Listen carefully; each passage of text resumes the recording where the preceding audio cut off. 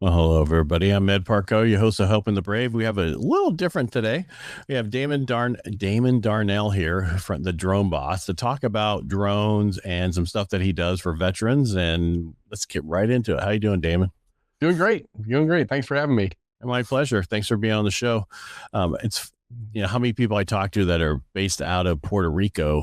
Gotta love that tax rate. Yeah, it's pretty attractive, that's for sure. Well, that's the only reason to do it, right? Because I'm in California, so we have a Yeah. tax. Yeah. Yep. Yep. But you got the beautiful weather, The and that's sunshine tax. so Yes, that is yeah, correct. there you go. And again, I don't have to worry about. I'm in Modesto, which is a lot hotter than other places, but not like we have 22 days a year. That's over 100.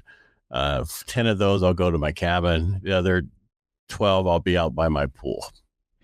But we cool down in the evening to like 68 on the That's hot nice. days, or 71, where other places that cool down, they cool down from 80 to 79 or 80 Yeah. to 80. Yeah. Or Houston, where I am in the summer, like 90, it cools down to Add that 90. humidity on top of it. See, we get that little delta breeze. We get that breeze from the ocean down the delta. It comes right in here in that nighttime. That's why I love the California, because it's got that cold water. My wife can't stand it. She's from Hawaii, and she likes warm water. Well, with warm water comes humidity. Yep. Yep. We definitely have that. Houston and Yes. Puerto Rico both. All right. So, Damon, your company is with Sky Eye. Is that Yep. correct? Sky Network. Okay. And how did you get into the drone business? And then we can get into everything that you do and stuff like that. Cool. Yeah. So, I've been flying drones since 1976. So it's been a while, and it's really love at first flight. I was just infatuated with aviation and flight. And, it was just, I was obsessed with it. So I got to do all kinds of cool stuff. I got good enough. I started competing, doing early drone racing, where we I'm raced these sorry, but little, how big were those drones back then? What um, they're the basically like, 70s is a little different. They yeah, it didn't was, have it little was, motors. they did. They were we were just getting into electric, but primarily they were nitromethane Okay, powered gotcha. Mhm. little motors, or we had bigger gas motors that were basically like probably like dirt bike motors on the bigger planes. Well, I And remember the planes where they'd have the engines in the front, and you put the fuel in them and start them, kind of thing. That's kind of what you're talking about, for this old guys. yeah, Yeah, and yeah, that type of a plane that would fly, but it would be controlled still with remote control. Just the engine itself was different fuel. yeah, yeah, exactly. Yep. And these were just and they would vary in size as small as maybe 36-inch wingspans, up to 18-foot wingspans, basically the size of a Cessna or something, that we'd fly.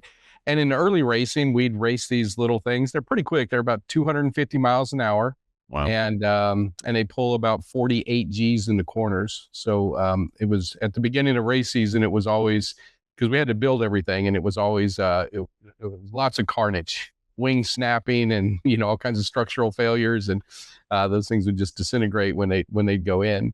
But I did that for a long time, and just anything I could do with them was great. And then in '93, I started a commercial drone business, and primarily the main thing we were using blimps indoors. So these were remote control, big giant blimps. You've probably seen them if you've been in any indoor stadium, basketball, hockey, indoor soccer, indoor football. And we took those out nationwide and took them everywhere. We did a lot of single rotor, like little mini helicopters that were modified to carry big movie cameras and cameras. And that's primarily how we did all the Hollywood cinematography and stuff back then. And we would do mapping and ortho mosaic, which and drone photography. And essentially what we would do is a lot of they call stitching, where you take several hundred or several thousand pictures and then stitch them all together. So it's basically like a more zoomed in version of Google Earth. So you could zoom way out and see, the whole neighborhood or a golf course or a crop or something, or you could zoom in and see, like in the case of a golf course, you could see the cleat prints, in the green and stuff, which was pretty cool. And so we got to help, all kinds of businesses save money, make money, introduce efficiencies, and it was a really cool industry. But it was self-regulating. So, and what I mean by that is it took thousands, somewhere between 5,000 and 7,000 flight hours before you were competent enough where you could actually fly commercially or professionally, because they were so difficult to fly. But all that changed about 9, 10 years ago. And, with the thanks to these little micro accelerometers and gyros and all this stuff on the technology, it just got really easy to fly. And two things happened. One, the adoption rate went way up. So the demand just kept growing and growing and growing because there were more people started thinking of ways that these things could help. And then I mean, just let me cut you off for a second. Because my fire walk we did for veterans for the last 2 years. The first year we had a drone came in and took, did all that stuff. And, and so, which we would never have been able to do years and years ago. So, right. Yeah. You'd have to, you couldn't have a helicopter because that would totally fan all the flames and then bring it in a big boom with that it would be expensive. And now you could have this done, which adds so much more. And it was inexpensive and compared to what, it could have been. Yeah. Yeah. And that's it. And that's what we've seen across the board. So it's, on that same vein, the high end car dealerships, when they once a year or twice a year, when they would do their commercials for their car dealership, they would hire a helicopter, a cinematographer, videographer, and they would go up there and grab their B-roll shots. But now the local bagel shop, they can afford a drone to be able to get that kind of aerial footage, which is pretty cool. And then on the service side, like the inspection side, there's so much stuff that we can do there, whether it's power lines or cell towers or wind farms or solar farms or bridges, dams, any of that stuff. Silos. Yep. Silos, nuclear power plants. I'm just saying, you could, instead of climbing up there to see where it is, you can now have a drone go up there. That's so much better. Yeah. Yeah. Because falling is not fun. No. I see some of those Instagram things where these people are on those power lines or the windmills to replace it. I'm like, oh no, thank you. It still hits me right now. Yeah, watching those guys, man, it's just terrifying. Well, the people who can do that don't have a sense of, it's like that guy who did El Capitan and, and climbed it with no rope, whatever. He just had no fear of falling or dying or whatever, which the rest of us have that. Yeah, I've got it big time. Yeah. And I always tell everyone, it's not so much a fear of heights, it's a fear of widths. Right. Like, if I'm up high enough, like on the Empire State Building, I'm in the middle, I'm okay. But you put me on the very edge, not so good, Yeah. Well, it's like when we were kids, we'd jump off the roof, no big deal. Then later it was like, oh, if I break my leg, I'll be out of work for a while. And who's going to take care? Just those things. It's like I have my cabin, I have a squirrel going in at the peak, and I got the ladder out, and I'm like, I'm going to just pay the guy. It's not worth it. Yeah. Man, and some of those guys, like those tree climbers, man, they'll just put on the spikes and just shoot right up the trees and stuff. And they're up on the top, just swaying back and forth, like no fear. Like you said, no fear. Just that's crazy. The only way you can do that. Because if you had any fear at all, you would not be up there. Right. Or you'd screw up and come down in a hurry. The long way. Well, you see them like, cut the thing, and then all of a sudden they're hanging there and then they go back and they just keep going. It's like, okay, that's a unique person who can do that job. Yep. Amen. And that's how it used to be in the drone business, is what I heard from you. Yeah. It used to be much harder. Now it's much easier. And I would say that's probably the same thing for pilots too, with all, it's a button. They don't really fly anymore. They're just there in case something happens. Yeah. And that's what's really, really happened in the last 4 or 5 years. The AI has gotten so prevalent that it's, we're just basically coding or vibe coding, for lack of better terms, the flight paths and what they're going to do. We have GPS and waypoints, so we can literally program it or just tell it to do a certain thing, and it can repeat it day after day, week after week, month after month. And it's got kind of real-time learning with some new sensors that are more inexpensive, like LiDAR.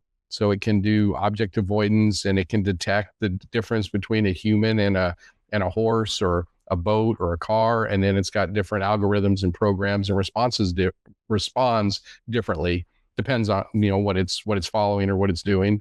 And it's just getting better and better. And soon these things, they'll pop out of the ground like a sprinkler system and just fly their flight, gather all their data, come back and land on their self-charging dock, upload all the data automatically. The AI software will just simulate, all the, or take all the data, disperse it out to the GPS guided tractors or the repair drones or the seeding drones or whatever it is, and they'll all go do their thing, and it'll just happen, every week or every day or whatever it needs. And no one So will think then much why do of you it. need somebody to learn how to do a drone then if everything's so automatic now?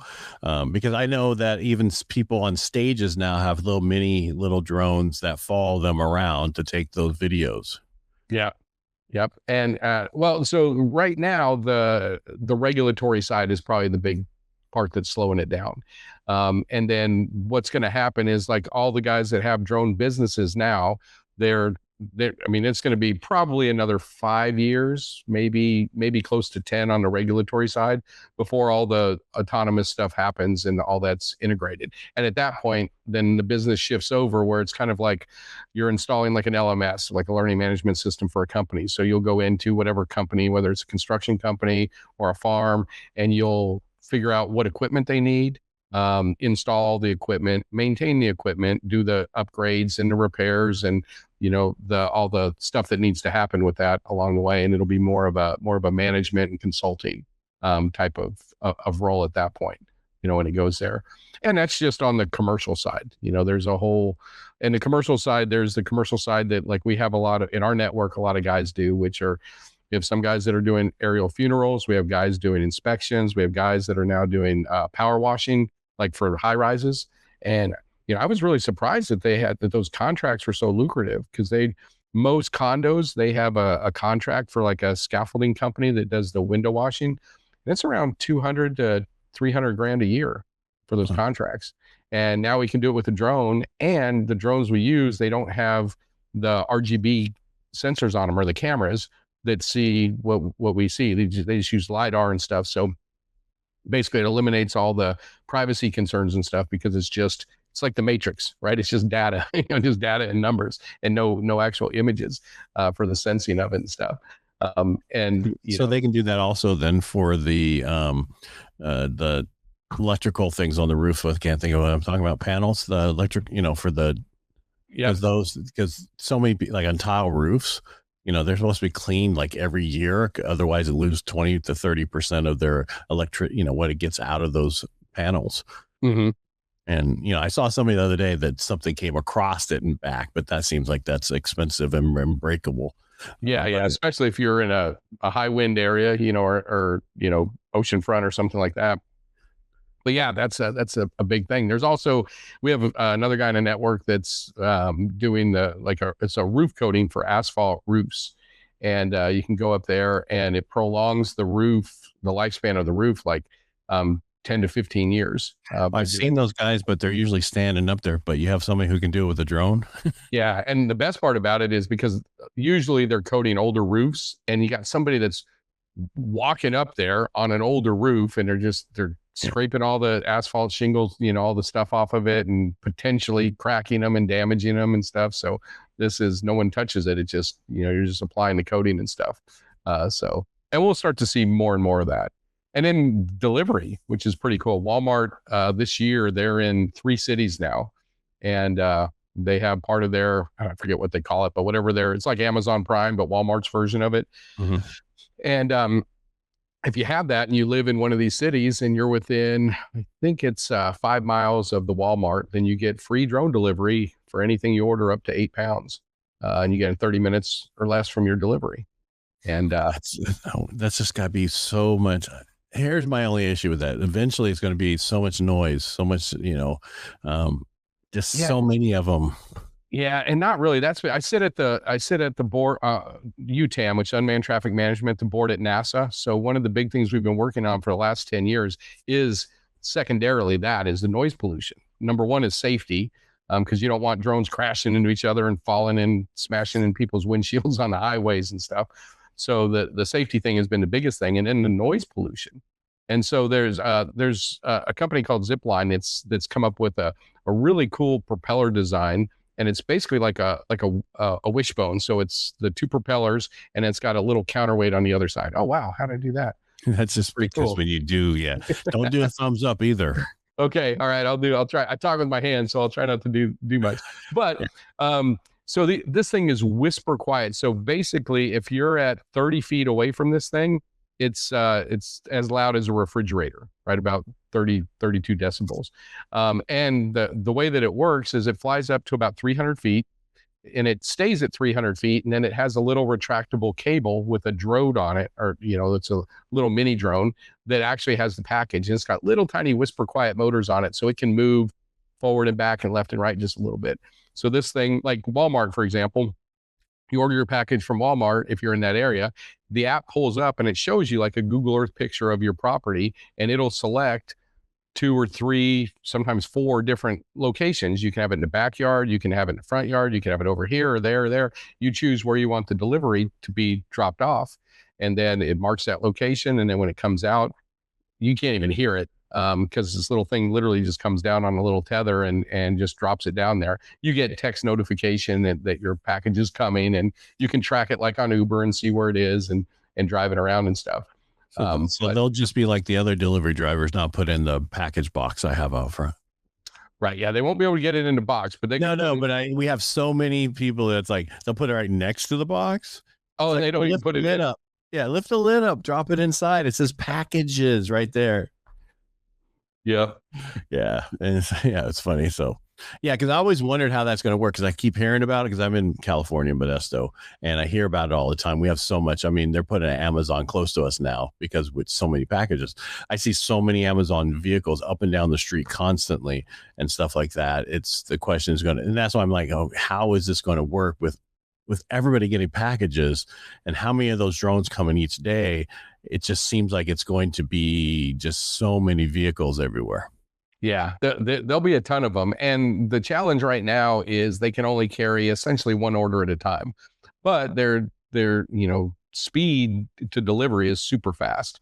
And the way that things are getting automated, they're basically like almost bank drive-through chutes that the drone comes and docks on this little docking recharging station at the Amazon or at the Walmart warehouse, and then it drops the little mini drone down inside the tube, and then some of them right now people are loading them, and they have some that they're testing that are all barcode tracked, and essentially the robot just puts it in there. As soon as it does, it goes and flies its thing, drops it off, and comes right back.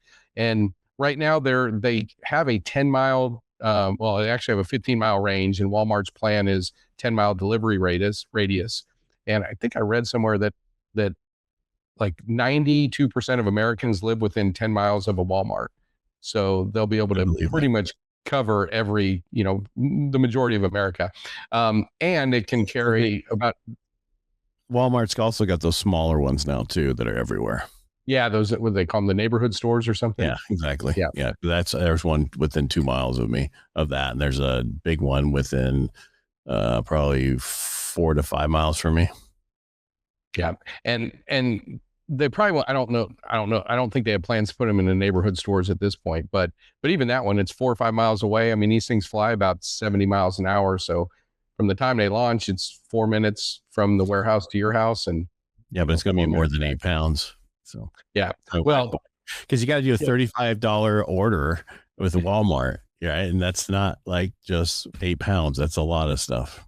Yeah, well, they can carry 25 pounds, and their goal is to put a 20-pound limit on it. But for this beta testing that they're doing for this I think it's the first 6 months of this year, they're limiting it to 8 pounds, and they're limiting, instead of the 15-mile radius that drones can go, they're limiting it to 5-mile radius, or I think it's 5 miles around there for the beta testing.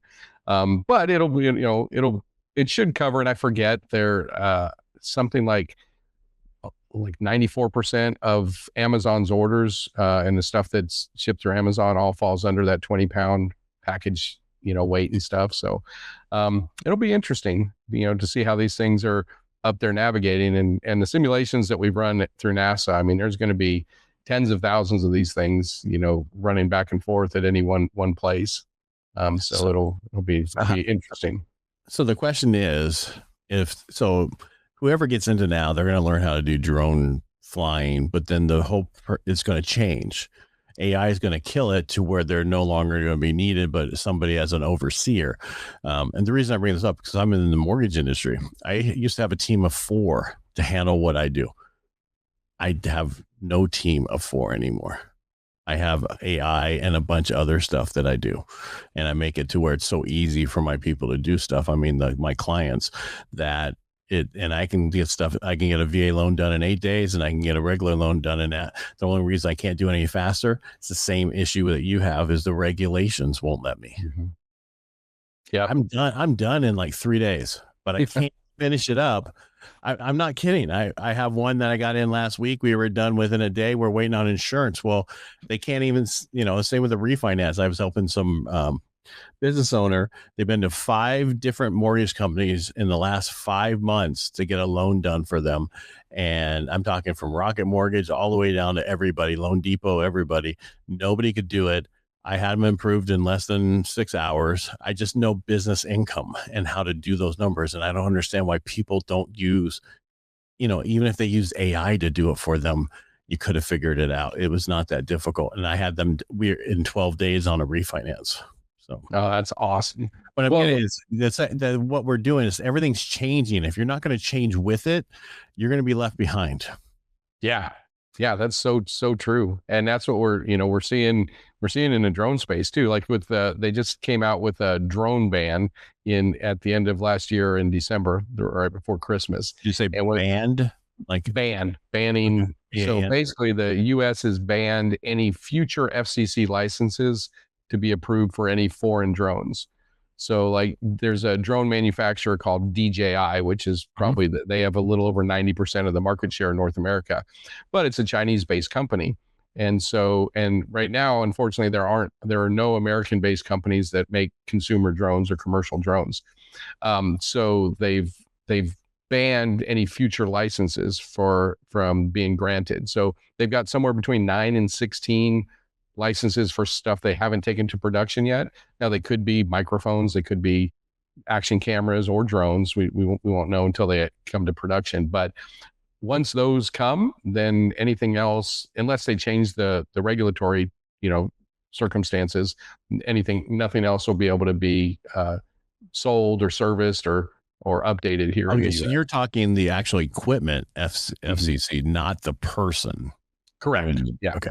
I just want to be clear on that. So. Yeah. So the good news is there's still a ton of opportunity there. I mean, and I understand why they're doing it. I don't agree with it. I'm a free market guy, so I want to see, hey, let's let everybody compete and the best man wins. Let's not get rid of the best and then so we have an advantage. Yeah, but the whole I understand that too, but I also understand that one place called China and how they've been trying to do stuff to us for the last 80 years or whatever it is. They've always been a thorn in our side forever. Yep. No, I totally get it. It's it's like Korea and North Korea and South Korea, the same issue. Everybody, and people don't understand that.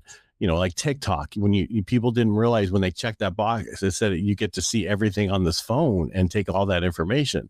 That's why I had it on a phone that I didn't use for business. It was a personal phone that had nothing on there but just that kind of stuff. And that's the same thing with that claw. There was that open claw or whatever thing. That just came out that had access to everything. Well, people still don't understand that Gmail, Google, with their one, has access to all your email unless you tell it not to have access to all your email. All your stuff is being used, but the question really is which one's being used to sell us more things and which one is being used to maybe take other things. We'll move on from that, but I understand what you're saying, because that's my first gimbal or whatever the thing is with my camera and everything wasn't one of that company, because they were the only ones really making it. And again, it's so cheap to be made over there, and it was so cheap for us. That's why they did so well. Yeah they just and they had the advantage because they don't have the regulatory issues or challenges that we have, so their speed to market, man, they come up with an idea and 3 days later they've got it in production. It's like, holy cow. Or they don't have the same labor laws that we have. Yeah. There's What do you mean they can't work at 6? What do you mean? yeah. What do they need, a 15-minute break every so many hours? What are you talking about, right? Yeah. But again, I mean, nobody needs the stuff that was so cheap through that one, company that everybody was upset about that, you don't need a $3, we don't need, there's some things that are just too cheap for us to have. I mean, and this is not coming off right, but I'm just saying I get it all and I understand it all because I'm in business. I understand the cost situation for things and how things are. My industry was already hit with disruption. Other industries are still going to be hit with disruptions, like the real estate market, that kind of stuff. That's still going to come. The question Yeah. really is how that's the only thing that has helped them this far is because of regulations. Mm-hmm. If they get rid of some of these regulations, the regulation we have in the mortgage industry is all from 2008.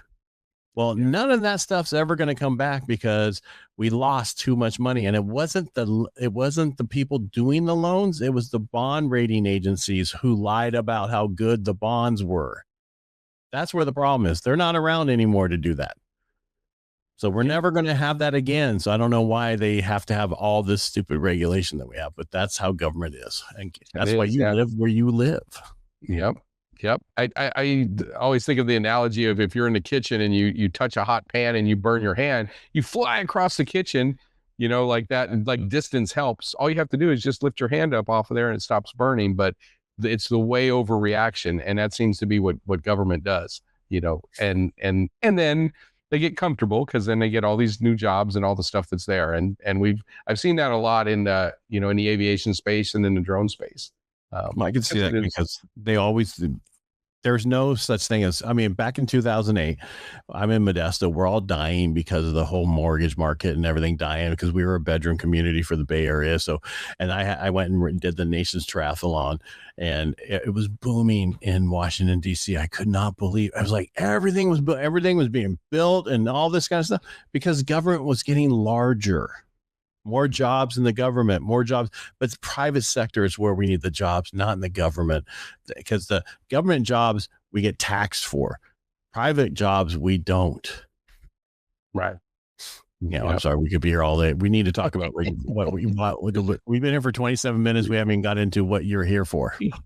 Well, no, it's business, right? Entrepreneurship in businesses. And that's what, anyway, that's what I basically saw the need about 10 years ago. We started this network because the drones could do so much stuff and they were easier to fly than ever. So we started teaching people how to get their license. So I've taught we've over 37,000 people now to get their 107 license, which is what they do to fly commercially.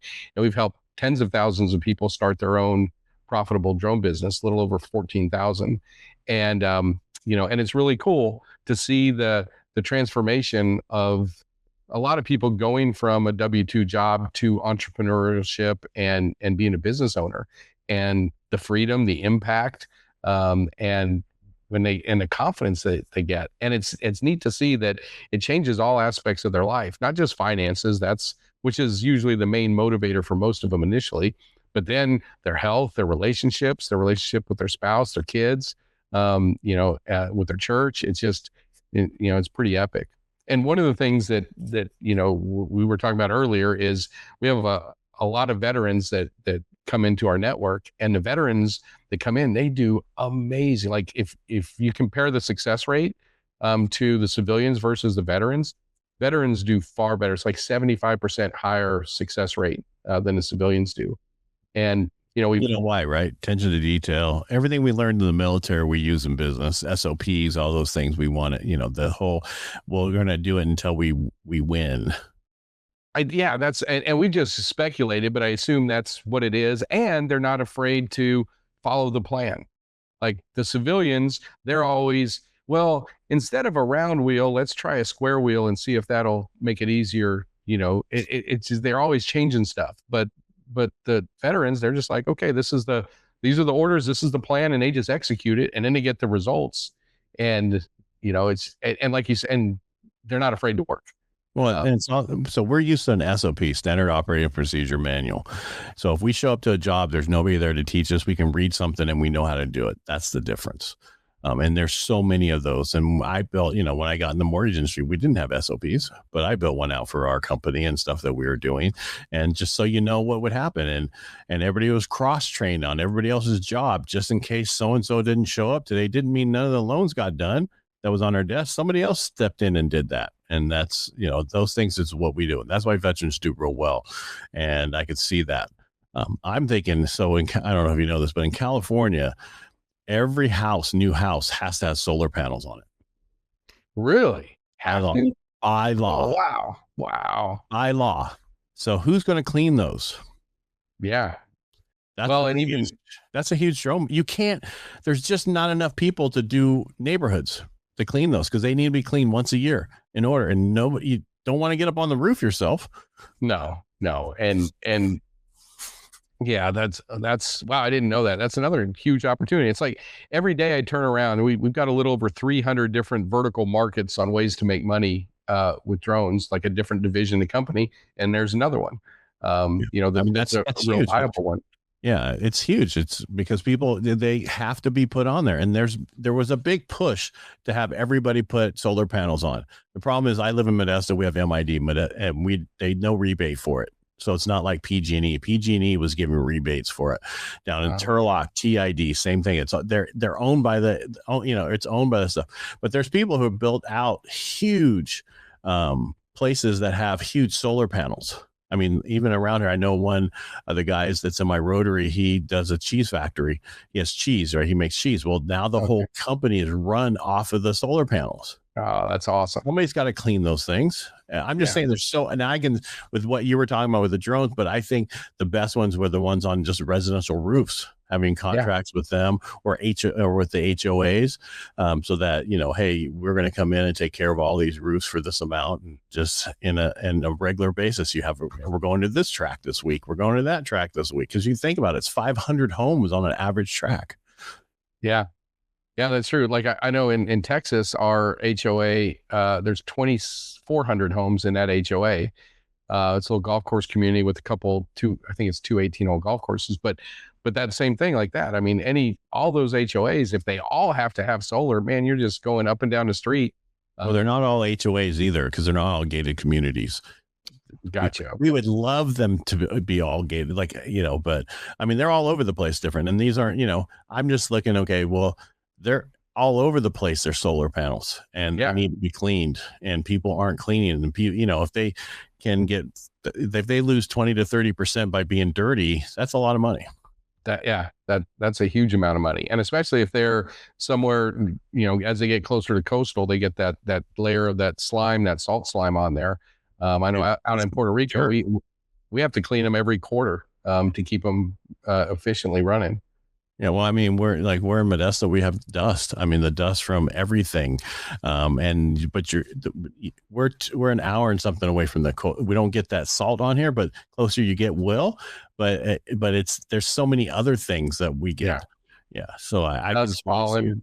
Yeah, I can see it in Texas and in the East Coast and Tennessee. You get all the pollen in springtime and that yellow coating that coats everything. And that's my cabin. Yeah, we get that nice pollen all over that stuff. But what I'm looking at is, we're mandated to every new home has to have solar panel. That's all. I mean, it's so cool. That's awesome. That's awesome. It's so much money. It's cool and it's not cool, right? It's and in Puerto Rico, as you know, the grid isn't the most reliable thing ever. Right. So before we had solar and batteries, it was a challenge, and it was frustrating because power would always go out at the least, at the most inopportune times, and and it'd go out pretty frequently. Having that it's just kind of a nice thing, and to be energy independent where you're not dependent on on the power grid for stuff happening. It's kind of nice to have that, but pros and cons to all of it. Yeah, most of the people I know that are off grid with all that, they're not here. They're up in the foothills in Sonora and other places up that way, just because they had PG&E who would pay for, and then so they would have, during the day they'd have the extra power to go back to PG&E, and then they would get money back. They didn't have to have the batteries, because the batteries here are, you guys have to have them, but $5 to $10,000 for a battery is expensive. Yeah, and that technology is changing, but for you guys, it makes sense. So. Yeah. But All right. So you have a class coming up soon, right? Because I don't want to, we have to. yeah. So actually, yeah, we've got we have a. I'm not trying to get rid of you, Damon. I just want to get that information out there for people. Yeah. Yeah. So if anyone's interested in it, we've got a little a 2 hour kind of overview where we go through and we talk about all the different opportunities, what's there, to just see if it's if it, wet your whistle and see if it's a fit for you, because we've got people from 16-year-old kids starting their own drone business to, I think our oldest member is 84 years old, and they're building the legitimate side hustle businesses or full-blown businesses, 6 and 7 figure net revenue businesses with just a solopreneur just running it by themselves. So the opportunity is huge. And then we do a 3-day immersion training, which we actually have coming up in just a few wews. We do that. When is that one coming up? A year. So what sort of dates for them? Because I don't know when this one's being dropped yet. I need to know. So I could probably move it up for next week. But yeah, it's okay. We have one this week, and then we have another one. One every month in April. Pretty much, yeah. We pretty much do one every month. When's that one in April? So tell me the one in April. Do you know the day? I don't know. How do people find out? dronecommandlive.com. You can go to dronecommandlive.com and see what the next event is. And then we're giving all of your listeners a discount. It's discounted from $500 to $97. So 3 full days of immersion training. And if anyone listening or they know anyone that might be interested in making a little side hustle or start a business with drones, AI in the sky, then I think it'd be well worth their time. All right. And then how do they give you the discount code knowing that's from us? Is it, do you have a code that they have to use or? Yeah, it'll come, it should come through on their, if they came from your podcast it should show up. And if not, then there'll be a coupon code. And well, no, because how do they know if they come from our podcast? They said we saw you on my podcast. Is that what they're supposed to say? Yeah, no, it's got your and I apologize. I don't have and be honest with you guys, hit me up on Friday. This is Tuesday and I've been slammed since Friday. Yeah. So I think I got 5 businesses now, man. I didn't realize I'd have so many things going on. I love it, man. I absolutely love it. So Harry said there's going to be a $1 billion company owned by one person. And I said, challenge accepted. There you go. I love that. I love that. So that'll be I'm all down for that as well.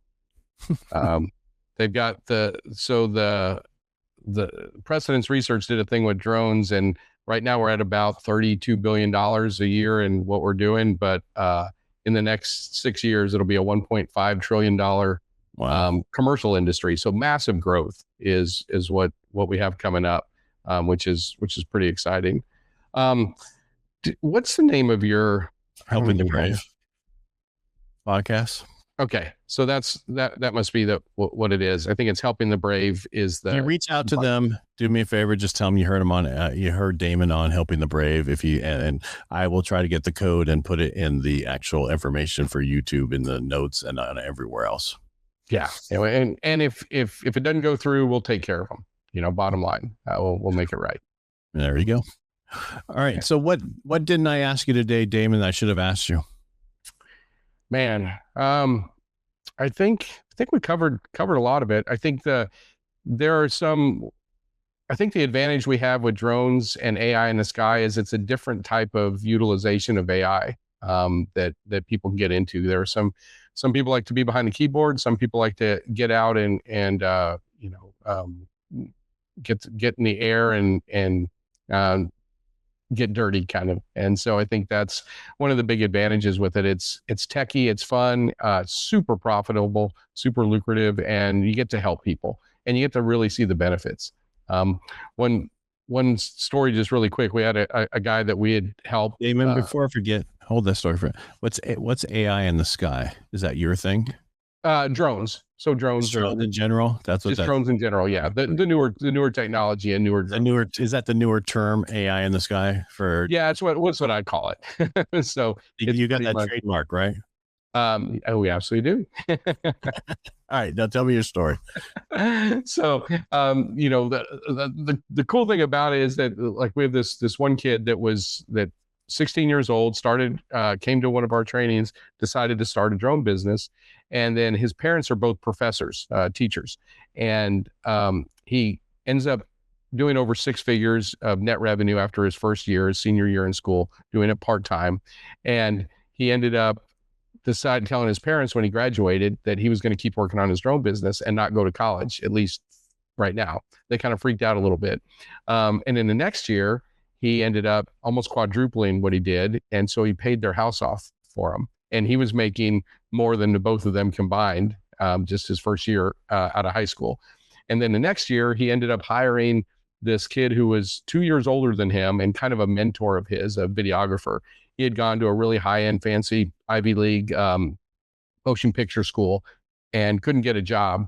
So this kid ended up hiring him, and he had this realization when he was getting his award from us. We do these annual retreats to recognize everybody, and he was like, "Holy cow!" He's like, "I'm paying this kid, a fraction of what he should be making, what he's worth, and he's happy with it." And he came here and started working for me, and I thought he knew everything, and I had to teach him how to do everything in a real world because what he learned at school wasn't applicable. And so now this kid's on a totally different trajectory. Now he's married, he's got 2 kids now, and it's pretty cool to see how he's grown up from a kid to a man in a few years, and built a big business in the way he's contributing. And it's pretty cool to see, and I want that for more people. That's really why I'm doing this, is I just want to help people achieve their dreams, whatever it is. And so for any of the side stuff, what I mean is the different types, like I came up with, we're talking about clean, I keep bringing it up, but I just see so many damn solar panels. I mean, I go out on the freeway, they're on every single house in all these different areas. Is that like a system that they have already for that? Or is that something you have to create? You follow me? Like to clean it, is there like these drones have certain spray, stuff on them and spray, that you understand what I'm trying to get out? I'm trying. Yeah. There are a couple of plug and play solutions where you can just kind of get the equipment that's needed and go out and start doing that. That's still kind of in its infancy stage. So there is still a lot of the manual flying part of it. Like most of these sprayers are tethered. They have cords that are tethered. Right. So you have to recoil when you're done flying and recoil them, and you have to kind of fly the drone around to be able to recoil them correctly, and then pay attention that they don't get hung up on something or snagging. So it's not totally AI in the sky in that particular vertical market. But yeah, there's tons you of them. You could if you do the same track, so they're all the same. The houses look the same. The same roofs, the same this. They put the solar in the same place. They put this, and you could actually what the other thing you could offer too is inspections of the solar, because there's warranties on those things, and if you clean them, you could see the issues if there's going to be, because some of those people had those solar panels, back in the 90s forever, and they did not work like they should work. But now you have some way of getting up there and not actually have to be on the roof. And I can see so many different things. The commercial aspect of taking care of solar panels that are everywhere, because people cleaning them is just too much work. Yeah. And there are sensors that we can put on the drones that will detect and see if the panels, if 20% of the panel's out, 40%, the whole panel's out. So we can tell how much, how well it's working, and we can do that. And like we'll do that. We'll fly over solar farms, like big, where they just have thousands and thousands. That's like the guy I told you about that has a dairy that do the cheese. Yeah. Huge, 20, acreage of them. Yeah, that same thing. And the cool thing, to your point, like if you did a particular neighborhood or HOA or in this case a solar farm or your buddy's thing, you would essentially map that once. You'd fly it once, and then you can go back, and then now it's pretty much AI in the sky. You just hit the button and it's going to go back and it's going to fly that exact same GPS guided path and capture the same data. And then you can layer that data afterwards and find out, okay, well, look, we have these 3 panels aren't producing, or these 2 are producing 80%. Okay, 80% is good enough. We're not going to replace them, but these 7 are producing 40%. We're going to replace those. And so it gives a lot of data pretty instantly that they didn't have before, and can make things a lot more efficient just in that one little niche, for example. You got me interested. I might even have to start another business. Have somebody else run it. No, don't do it. You got too many, brother. No, I mean, it's just something you could. I know a guy who he's an older guy. He worked for PG&E forever. He installed all the solar that's on, not on roofs, but on the ground mounted solar. And Mhm. that was a specialty. And he's still, involved to. So I'm like, that guy could now do the drone or do something else to where that's what he, go back to all the people he put all the ground mounted to and then clean them now. Yeah. Yeah. Yeah. Inspect them and clean them and offer offer that service. Yeah, because that's a lot less getting up and down and doing anything. And because that's what he said when he retired, he did not want to get on roofs because of his age and everything. He did it once for somebody, and he said he'd never do it again. So yeah. Yeah. It's so true. And even just, you're talking about for basic installs at the beginning, you can you can fly the drone up and map the roof and know exactly. I mean, it's centimeter grade accuracy that we can create these maps with. And so you can get, and we even have LiDAR equipped drones where we can get that measurements just exactly where it is, and no one has to go on the roof. In fact, we did a roof inspection on a commercial roof. 3 inspectors went up, roof inspectors. One was a supervisor, and the drone was able to catch 7 anomalies and problems that they all missed, which is pretty cool, and not risking any injuries or right. Paralyzations or anything else, right? Correct. Now, you just one of these days, you got to be able to cut trees down. Yeah, it's coming. It's coming, but not yet. Yeah, because the problem is with the power lines and PG&E, they have this like the big saw that goes, and it's like, how are they not hitting the lines with that big thing cutting the trees? I bet they do sometimes. Down by the helicopter and stuff. It's just amazing what they do. Damon, it was nice having you on the show today, helping veterans get into your business of the drones. And I think that's amazing. There's so much opportunities out there for that. At first, I was like, yeah, what's but then when I started thinking about the stuff here in California, and there's a huge opening there. Southern California, there's same thing. There's like so many of them, and the apartment complexes and everything else is going to have them. So there's a lot of opportunity there. And plus, Kaiser has all of them on all their parking structures. Yeah. And the schools have them on they turn them into the covers for parking structures. Yeah. And even I think all the new distribution centers, Amazon distribution centers, they require a drone inspection, 2 drone inspections on the roof just for the roof part. But I think they're also requiring them to be all solar as well. So that's again, Amazon's going to own all that. Well, it's surprising. They're not like on the really? Drone inspections. Our guys have been doing that for, gosh, I think the last 24 distribution centers that have gone up. Wow. So, but yeah, at some point I would think. Well, no, it's just they buy everything. They go, but right. So they make all their money with AWS. I don't even know why they keep doing the Amazon part. Right? Maybe it's a passion project. That's all it is, because that's where the money is at AWS, not anywhere else. So, yep. Build something for yourself and then sell. That's all the AI stuff I built. The vibe coding is stuff I've needed, and then now it makes sense for other people. Mm-hmm. Yeah. I mean, I was building websites for people. Not that I want to do that, but a friend of mine needed one. I was like playing around with the vibe coding. I'm like, let's see what I can do. And he paid me some good money to do it.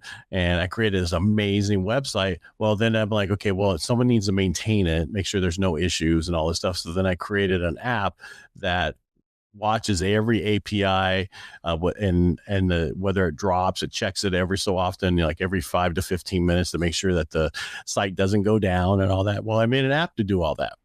And so now I don't have to. It gives me a report, it gives them a report every morning that it's up and the speed of it and everything else. And now they know that it's being looked at. And then, it drops blogs on it weekly. Well, it tells me that the cron thing went off and the actual blog went. And I don't have to spend the time to go see that. So I have a business now that once these things are done, they're sitting over there. I'm making so much per month, even though it is being monitored. It's just not by me. Right. Right. And that's what's so amazing about what you can create these days. I needed a short URL for something, and I created a short fuse.io. And then it's like, you need to add a QR code. And I'm like, well, what's not out there on a QR code? Well, you can print the QR code and change the URL forever. So you print it one time. and you can change the direction to it wherever. You can also change it by the hour.